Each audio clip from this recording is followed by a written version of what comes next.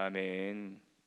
오늘 우리에게 주시는 하나님의 말씀은 창세기 46장 8절에서 18절 말씀입니다. 46장 8절에서 18절 말씀입니다. 우리 다 함께 읽도록 하겠습니다. 애굽으로 내려간 이스라엘 가족의 이름은 이러하니라. 야곱과 그의 아들들 곧 야곱의 맏아들 루벤과 루벤의 아들 한옥과 발루와 헤슬론과 갈미요, 시므온의 아들은 여무엘과 야민과 오핫과 야긴과 스할과 가나안 여인의 아들 사울이요, 레위의 아들은 게르손과 그왁과 무라리요, 유다의 아들 곧 엘과 오난과 셀라와 베레스와 세라니. 엘과 오난은 가나안 땅에서 죽었고 베레스의 아들은 헤스론과 하물이요, 이사갈의 아들은 돌라와 부아와 욥과 시므론이요, 스불론의 아들은 세렉과 엘론과 얄르엘이니. 이들은 레아가 바담 아람에서 야곱에게 난 자손들이라. 그 딸 디나를 합하여 남자와 여자가 33명이며 가세의 아들은 시뷴과 학기와 수니와 에스본과 에리와 아로디와 아렐리오. 아셀의 아들은 임나와 이스와와 이스위와 브리아와 그들의 누이 세라며 또 브리아의 아들은 헤벨과 말기엘이니. 이들은 라반이 그의 딸 레아에게 준 실바가 야곱에게 낳은 자손들이니 모두 16명이라. 아멘. 오늘 예배에 나오신 여러분들에게 하나님의 큰 은혜와 축복이 넘치시기를 축복합니다. 오늘 본문의 말씀은 애굽으로 내려간 이스라엘 가족의 이름, 즉 야곱과 그의 자손들에 대해서 말씀하고 있습니다. 애굽의 야곱의 자손들이 몇 명이 내려간지는 창세기 46장 27절에서 말씀하고 있습니다. 야곱의 집 사람으로 애굽에 이른 자가 모두 70명이었더라. 애굽에 내려간 그 야곱의 자손이 모두 70명이다라는 것을 알려주고 있습니다. 그 70명의 자손이 어떤 사람이었는지를 말해주고 있는 것이 창세기 46장 8절에서 25절까지의 내용인 것입니다.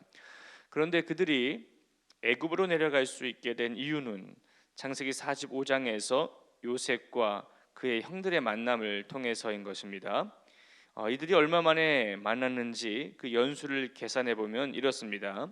요셉은 17세 때 가나안 땅 도단에서 형들에 의해서 애굽으로 팔려온 후에 이 보디발의 집에서 종살이와 그리고 친위대 감옥에서의 생활이 13년을 지냈고, 그러면 30살의 총리가 되죠. 그리고 나서 풍년이 7년, 흉년이 2년, 그래서 모두 합치면 22년이 되는 거예요.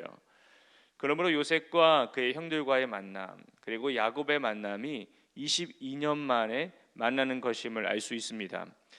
야곱은 22년 동안 눈물로써 밤을 지새웠을 거예요. 매우 힘든 시간을 보냈을 것입니다. 자녀를 먼저 잃는다는 것은 참 마음이 아픈 일이거든요. 힘든 일이거든요. 그렇게 야곱은 요셉이 22년 동안 죽은 줄로만 알고 그렇게 인생을 살아왔다라는 거예요. 얼마나 마음이 무거웠겠습니까? 그런데 22년 만에 야곱의 자녀들이 애굽에 갔다 오더니 요셉이 살아있다는 소식을 들은 거예요. 죽었던 요셉이 살아있다는 소식에 야곱은 애굽으로 내려가기로 결정을 합니다. 그러나 이 약속의 땅을 벗어나기란 두려웠던지 이 브엘세바에 들려서 하나님께 제사를 드리고 하나님께 뜻을 구했더니 하나님께서 환상 중에 애굽으로 내려갈 것을 말씀해 주십니다. 그 말씀을 붙잡고 애굽으로 야곱과 그의 모든 자손들이 바로 왕이 보내준 그 수레를 타고 내려가고 있는 거예요. 하나님께 구하면 하나님께서 말씀해 주십니다. 구하고 찾고 두드리면 하나님께서 말씀해 주시는 거예요. 왜 말씀 안 해주실까요? 말씀 안 해주시는 경우 왜 그럴까요? 저는 그 구하고 찾고 두드리라가 마태복음에 나오잖아요. 저는 이렇게 좀 해석을 해봤어요. 구하기만 했으니까, 찾는 데까지 가야 되는데, 구하고 찾고까지 가야 되는데, 근데 찾는 데까지 가요. 근데 안 주세요. 문을 두드리는 데까지 가야 되니까. 구하고 찾고 두드리는 데까지 가야 된다는 거예요. 그것은 기도에 대한 태도거든요. 구하기만 하고 안 주시니까 포기해요. 찾기만 하니까 두드리는 데까지 가야 되는 거거든요. 그래야지 열리는 거거든요. 그래서 하나님께서 구하고 찾고 두드릴 때에 하나님께서 응답해 주시거든요. 여러분의 그 문제와 선택해야 될 게 있다면 구하고 찾고 두드리시길 바랍니다. 간절히 하나님께 구하시길 바라요. 그럼 하나님께서 응답해 주실 줄 믿습니다. 창세기 46장 8절에서 끝절까지는 애굽으로 내려가고 있는 그 야곱의 아내와 첩이었던 레아, 실바, 라헬, 빌하, 이 네 여인의 자녀들에 대해서 말씀하고 있습니다. 이 레아의 자녀들은 8절 후반절에서 15절까지 나와요.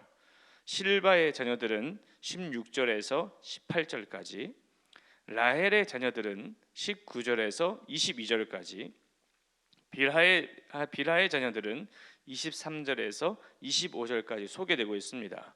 오늘 읽은 본문에서는 레아와 실바의 자녀들을 소개하고 있는데, 먼저 레아의 자녀들을 보면 모두 33명의 후손으로 나와요. 그리고 아들은 6명이고 손자는 25명이고 증손자는 2명으로 나와요. 그리고 실바의 자녀들은 모두 16명 후손으로서 2명의 아들과 11명의 손자들과 1명의 손녀, 2명의 증손자가 나오는 것을 볼 수 있습니다. 이와 같은 야곱의 자손들은 지금 애굽으로 가고 있다라는 거예요. 하나님께서 복 주시겠다라고 말씀하신 그 애굽 땅으로 가고 있는 것입니다. 하나님이 복 주시겠다고 약속하신 땅은 가나안 땅이었잖아요. 그러나 하나님께서는 더 큰 하나님의 계획이 있기에 애굽으로 야곱과 그의 자손들을 애굽으로 이주시키고 있는 거예요. 그냥 이주시키는 것이 아니라 애굽에서도 큰 민족을 이루는 복을 주시겠다라는 것입니다.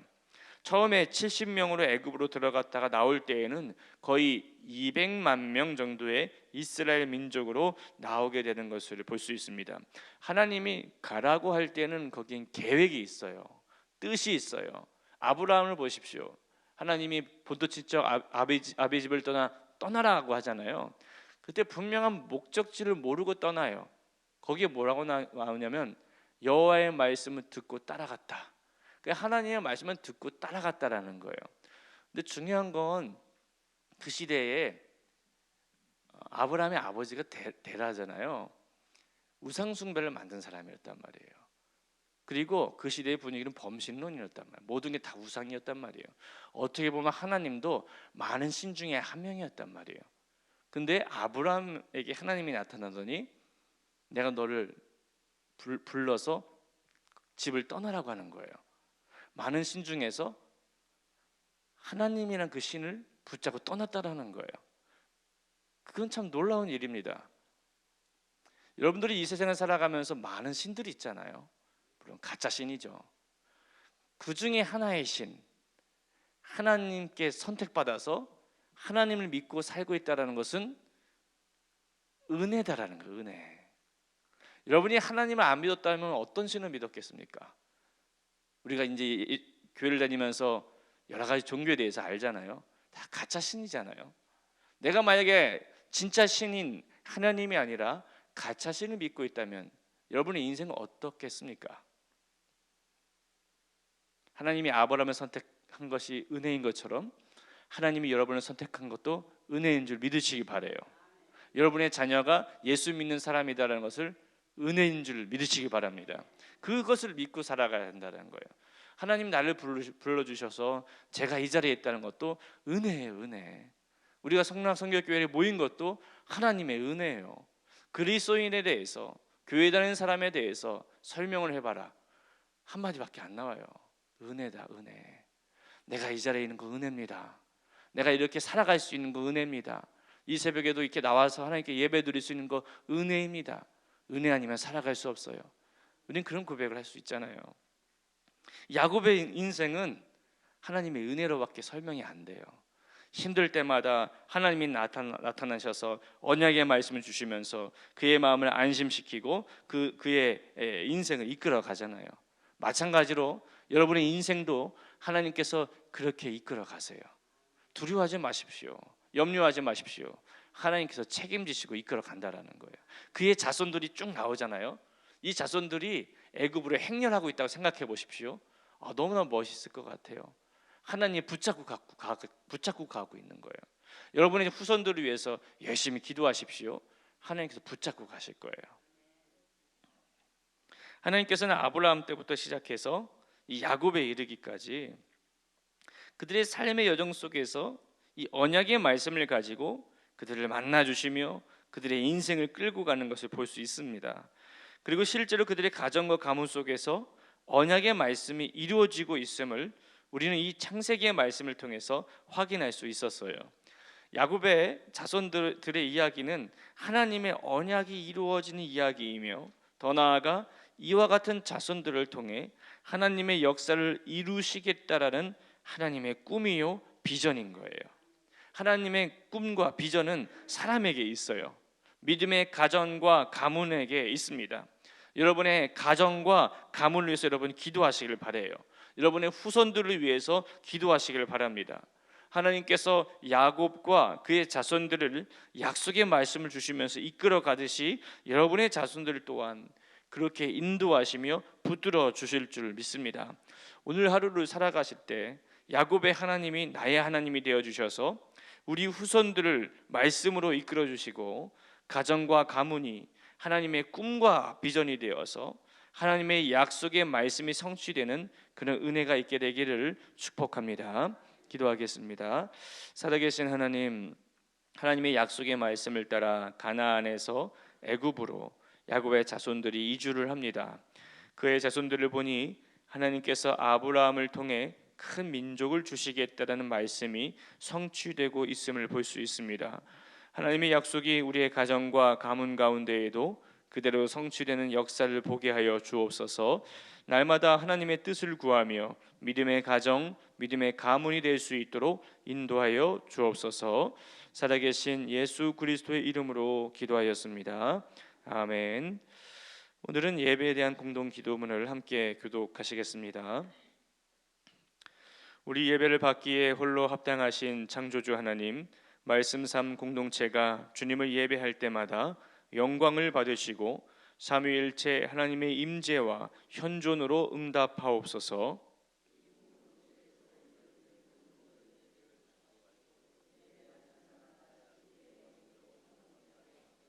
주님이 찾으시는 예배자들이 훈련되어 일어나게 하옵소서.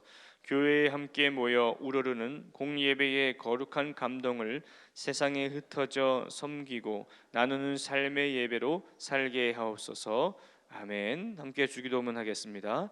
하늘에 계신 우리 아버지, 아버지의 이름을 거룩하게 하시며 아버지의 나라가 오게 하시며 아버지의 뜻이 하늘에서와 같이 땅에서도 이루어지게 하소서.